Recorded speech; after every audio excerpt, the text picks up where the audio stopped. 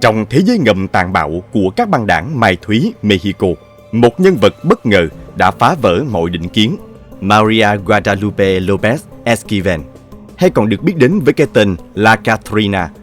Ở tuổi 21, người phụ nữ trẻ với mái tóc đen dài và nụ cười quyến rũ này không chỉ là một sát thủ máu lạnh, mà còn nắm giữ vị trí cấp cao trong băng đảng Jalisco thế hệ mới CJNG, một trong những tổ chức tội phạm nguy hiểm và phát triển nhanh nhất trên thế giới.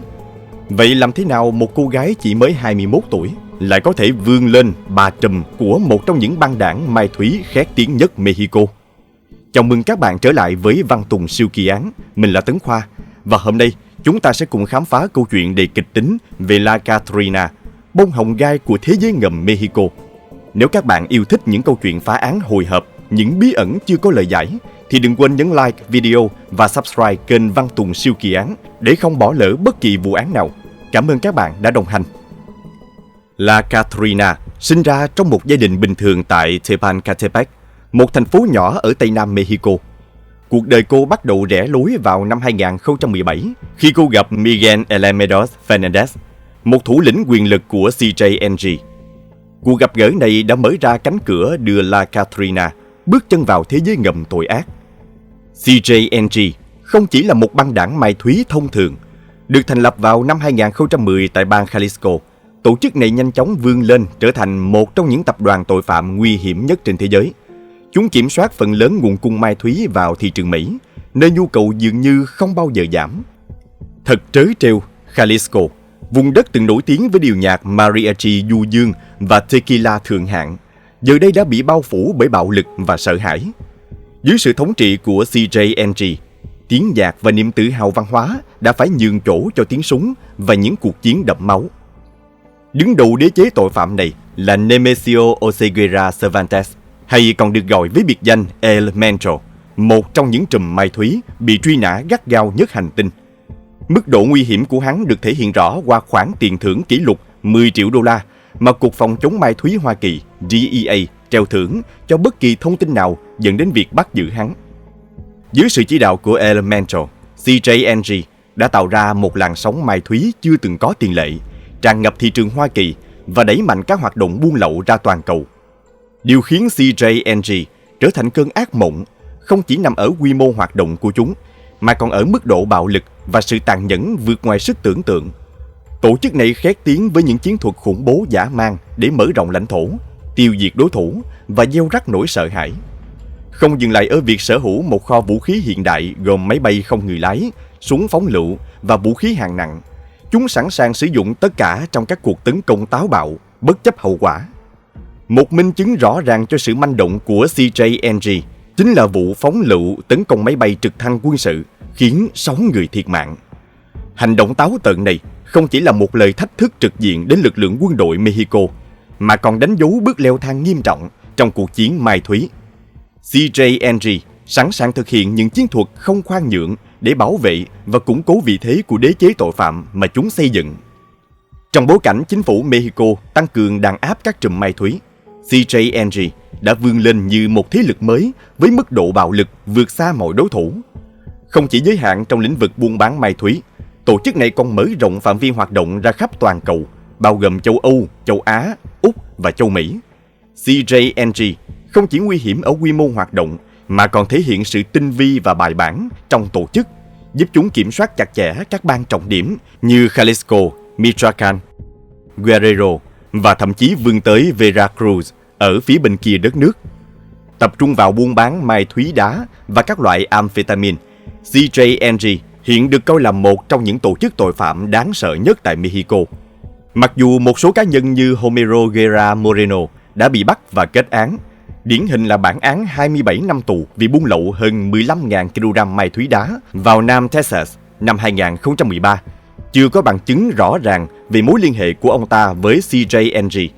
Tuy vậy, mức độ nguy hiểm của CJNG đã được Bộ Tư pháp Hoa Kỳ khẳng định khi xếp chúng vào danh sách 5 tổ chức tội phạm quốc tế nguy hiểm nhất thế giới, dựa trên quy mô hoạt động buôn bán mai thúy và những hành vi bạo lực tàn khốc của chúng. Ở Mexico, CJNG đã nhanh chóng trở thành đối thủ lớn nhất của băng đảng Sinaloa. Đặc biệt, sau khi trùm mai thúy khét tiếng Joaquin El Chapo Guzman bị bắt và nhận án tù chung thân vào năm 2019. Vì El Chapo sa lưới đã tạo ra khoảng trống quyền lực và CJ Angie không bỏ lỡ cơ hội chiếm lấy vị thế dẫn đầu. Khác với những người phụ nữ bị hoàn cảnh ép buộc, La Katrina lại mang trong mình tham vọng quyền lực và sự giàu sang vượt bậc. Không chỉ dừng lại ở việc kiếm sống, cô khao khát tiền bạc, địa vị và khả năng kiểm soát người khác. Chính tham vọng này đã khiến cô nhanh chóng trở thành một Sicaria, nữ sát thủ cho CJ Angie, đồng thời vươn lên nắm giữ vị trí lãnh đạo tại một số khu vực chiến lược ở Michoacán. Xu hướng phụ nữ tham gia sâu vào hoạt động của các băng đảng mai thúy ngày càng rõ nét, và La Katrina là một ví dụ tiêu biểu. Những người phụ nữ này không còn muốn chỉ đứng sau hậu trường hay trở thành vợ của các trùm mai thúy. Thay vào đó, họ chủ động tìm kiếm cơ hội để trực tiếp tham gia vào các hoạt động tội phạm. Bị cuốn hút bởi tiền bạc, quyền lực và cảm giác nguy hiểm đầy kích thích. Một số thậm chí sẵn sàng trở thành Sicaria, những nữ sát thủ máu lạnh, thực hiện các vụ ám sát táo tợn và đóng vai trò quan trọng trong cơ cấu tổ chức của băng đảng. Vẻ ngoài quyến rũ là một vũ khí lợi hại mà các Sicaria như La Katrina biết cách tận dụng triệt để. Với ngoại hình thu hút, họ dễ dàng làm đối thủ mất cảnh giác, tạo điều kiện để hạ gục mục tiêu mà không để lại cơ hội phản kháng. Sự đối lập giữa vẻ đẹp bề ngoài và bản chất tàn bạo bên trong của họ khiến nhiều người không ngờ tới. La Katrina chính là minh chứng hoàn hảo, một gương mặt xinh đẹp nhưng ẩn sâu là một sát thủ máu lạnh, sẵn sàng gây ra những tội ác khủng khiếp.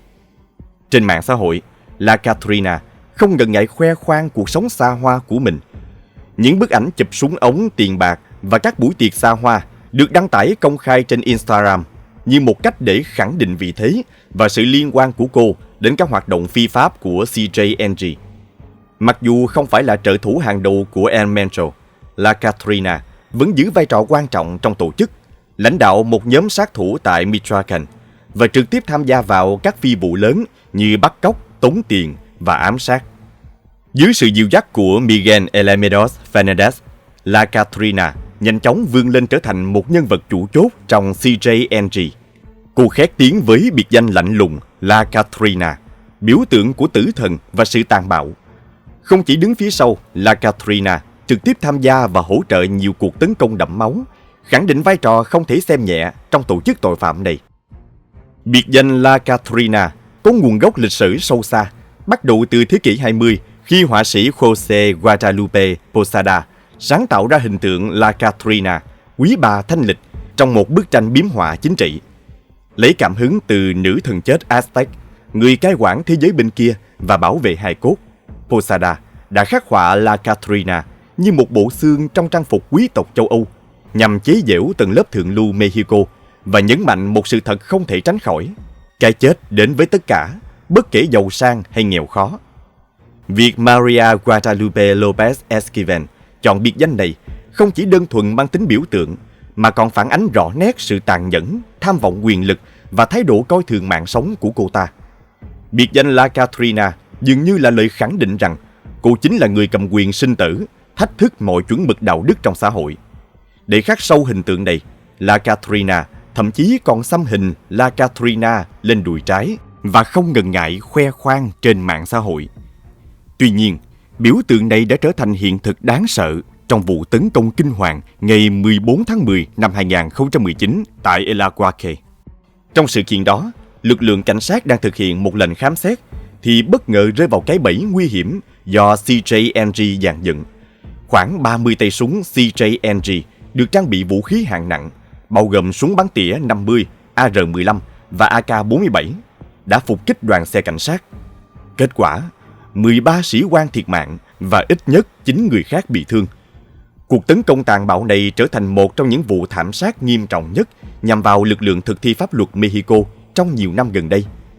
Sau vụ tấn công, CJ Angie thừa nhận trách nhiệm và đồng thời đưa ra lời cảnh báo mạnh mẽ tới các sĩ quan hợp tác với các băng đảng đối thủ như Los Templarios, Viagras và Chocomiles de Tepeque. Vụ việc không chỉ làm dấy lên nỗi sợ hãi trong cộng đồng dân cư địa phương, mà còn gieo rắc sự tang thương và phẫn nộ. Người dân tại El Aguaque sống trong nỗi lo bạo lực không ngừng leo thang, trong khi các sĩ quan may mắn sống sót cảm thấy bị bỏ rơi bởi hệ thống.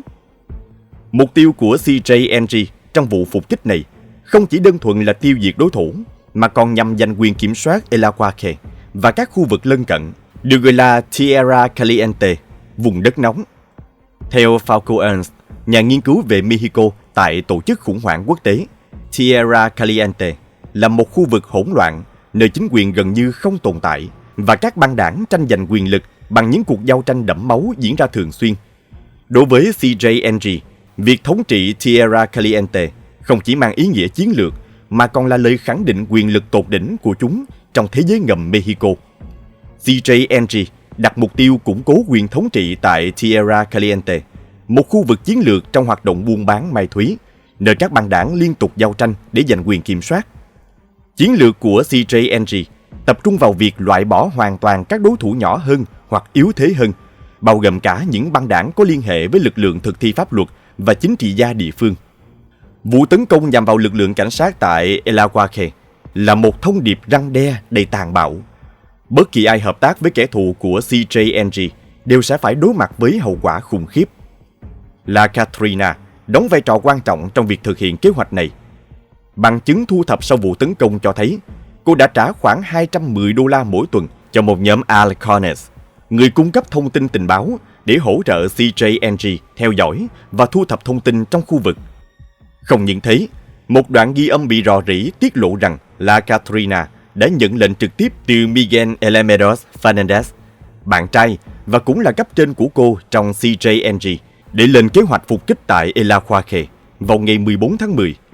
Trong đoạn ghi âm, Elemedos giao nhiệm vụ rõ ràng và La Catrina xác nhận mọi thứ đã được chuẩn bị kỹ lưỡng. Tuy nhiên, vai trò của La Catrina trong vụ tấn công không phải là câu chuyện toàn diện. Một số sĩ quan tại El Aguaque nghi ngờ rằng vụ phục kích này không chỉ xuất phát từ CJNG mà còn có sự tiếp tay từ các quan chức tham nhũng. Có khả năng các quan chức này đã cố tình điều động lực lượng cảnh sát cấp thấp đến khu vực nguy hiểm mà không cung cấp đủ hỗ trợ cần thiết. Sự cấu kết giữa một số chính trị gia địa phương và CJNG đặt ra câu hỏi về những khó khăn mà chính phủ Mexico phải đối mặt, không chỉ từ tội phạm mà còn từ tham nhũng nội bộ. Vụ tấn công tại El Aguaque không chỉ phơi bày mức độ tàn nhẫn của CJNG và sự tham gia sâu sắc của La Catrina, mà còn làm rõ những thách thức to lớn mà lực lượng thực thi pháp luật Mexico đang đối mặt. Từ nguy cơ bị các băng đảng tấn công cho đến những trở ngại do hệ thống tham nhũng gây ra, đây là một trận chiến dai dẳng và không cân sức. Đến tháng 1 năm 2020, chính quyền Mexico chính thức phát động chiến dịch truy bắt La Catrina, khi cô đã được xác định là một trong những nhân vật trụ chốt trong vụ phục kích tại El Aguaque. Chiến dịch cuối cùng dẫn đến một cuộc đụng độ khốc liệt tại thị trấn La Bocanada.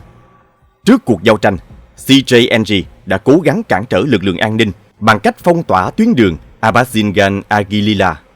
Tuy nhiên, nỗ lực này nhanh chóng thất bại và lực lượng an ninh vẫn tiến hành cuộc tấn công. Trong trận đấu súng dữ dội, La Catrina bị trúng đạn và bị thương nặng. Một đoạn video tại hiện trường ghi lại cảnh cô ngồi tựa vào tường, máu chảy đầm đìa và khó thở. Dù là một nhân vật khét tiếng trong thế giới ngầm, La Catrina vẫn được các sĩ quan sơ cứu trước khi được đưa lên trực thăng để chuyển đến bệnh viện. Tuy nhiên, cô không qua khỏi vì vết thương quá nặng. Hình ảnh cuối cùng của La Catrina là trên chiếc cáng, quần jean và áo phông đen nhuốm đỏ máu khi cô được đưa lên trực thăng. Nguyên nhân tử vong được xác định là do mất máu quá nhiều từ vết thương ở cổ. La Catrina là trường hợp tử vong duy nhất được xác nhận trong cuộc đột kích. Nhưng theo một số báo cáo, nhiều thành viên khác của CJNG cũng bị thương. Ít nhất 6 thành viên của CJNG đã bị bắt giữ trong chiến dịch này. Ban đầu, có tin đồn rằng Miguel Elemedos Fernandez, bạn trai và người đứng sau nhiều kế hoạch của La Catrina, nằm trong số những người bị bắt giữ. Tuy nhiên, thông tin này sau đó đã được xác nhận là không chính xác. Ngoài các vụ bắt giữ, chiến dịch này cũng thu giữ một lượng lớn vũ khí, bao gồm súng trường, đạn dược và các phương tiện của CJNG, góp phần làm suy yếu lực lượng tại Tierra Caliente. Dù vậy, thảm kịch của La Catrina chỉ là một bước tiến nhỏ trong cuộc chiến dài hơi với một trong những tổ chức tội phạm nguy hiểm nhất thế giới. Ban đầu, có tin đồn rằng Miguel Elemedos Fernandez, cộng sự thân cận của La Catrina và là một thủ lĩnh cấp cao của CJNG tại Tierra Caliente, nằm trong số 6 người bị bắt trong chiến dịch truy quét. Tuy nhiên, Thông tin này sau đó đã được xác nhận là không chính xác. Dù vậy, chiến dịch vẫn thu được kết quả đáng kể, với việc quân đội tịch thu một lượng lớn vũ khí, bao gồm súng trường, băng đạn, đạn dược và một số phương tiện được CJNG sử dụng. La Katrina qua đời ở tuổi 21, khi cuộc đời ngắn ngủi của cô phần lớn gắn liền với những hoạt động tội phạm và bạo lực. Hình ảnh một bông hồng gai mạnh mẽ, táo bạo mà cô thường xây dựng trên mạng xã hội hoàn toàn đối lập với những khoảnh khắc cuối cùng của cô, đầy sợ hãi và yếu đuối, được ghi lại trong các video tại hiện trường. Dù cô từng được coi là biểu tượng của sự tàn bạo và quyền lực trong CJNG, thảm kịch của cô lại làm nổi bật tính chất mong manh và nghiệt ngã của thế giới ngầm mà cô từng dấn thân vào. Thảm kịch của La Katrina là một lời cảnh tỉnh rõ ràng về hiểm họa luôn rình rập trong thế giới tội phạm có tổ chức. Nó nhắc nhở rằng sự quyến rũ của tiền bạc, quyền lực và danh vọng trong thế giới ngầm thường đi kèm với cái giá đắt đỏ, đôi khi là mạng sống. Mặc dù La Katrina đã ra đi, CJNG vẫn tiếp tục là một trong những tổ chức tội phạm nguy hiểm nhất Mexico và khu vực Mỹ Latin, gây ra vô số nỗi đau và bạo lực. Cuộc đời và cái kết bi thảm của La Katrina là minh chứng sống động rằng tiền bạc, mai thúy và quyền lực không thể bảo vệ bất kỳ ai khỏi số phận nghiệt ngã. Vậy theo các bạn, đâu là nguyên nhân sâu xa dẫn đến bi kịch của La Katrina? Liệu có cách nào để ngăn chặn những người trẻ khỏi cám dỗ của thế giới ngầm? Hãy chia sẻ suy nghĩ của bạn trong phần bình luận bên dưới. Đừng quên nhấn like và subscribe kênh Văn Tùng Siêu Kỳ Án để không bỏ lỡ những câu chuyện phá án tiếp theo. Xin chào và hẹn gặp lại!